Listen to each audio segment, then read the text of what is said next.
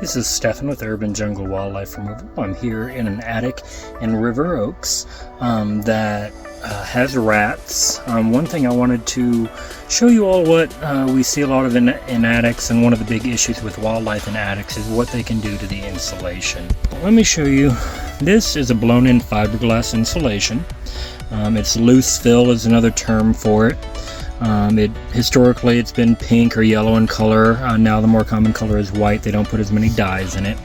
And when looking through it, you can see that the rats are digging burrows through it. They're also packing it down.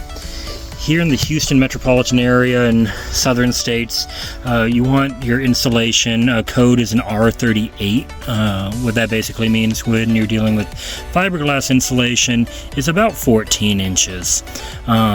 These studs or joists are about 10 inches wide. They're 2x10s, so they'll be just short of 10 inches, and you can see the insulation doesn't even remotely come up to the top of some of these in places. All that is from rats actually walking on it. Now if we look over here, you can see the insulation is actually higher in areas where the rats have not been walking, and just over time as they're walking on top of it, they pack it down more and more and more and more.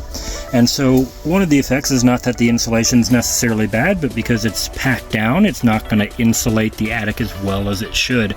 So this is a good example of why it's so important to get wildlife out of the attic. This is something where we can bring in more insulation to bring it back up to code, because what you'll see in areas where it's particularly low, and if we come over here, it gets very, very low.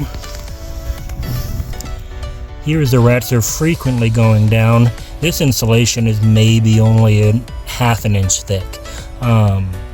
That's something where the customer is going to have their AC running all summer long, and they're going to be losing a lot of that cool air right through these sections of low insulation. So once we get the rats out, we'll fill this back up with insulation, get it back to where it needs to be, and help with their energy bill some.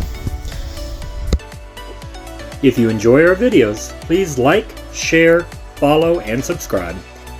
If you have any wildlife or pest control needs, we proudly serve Houston, San Antonio, Austin, and most surrounding areas.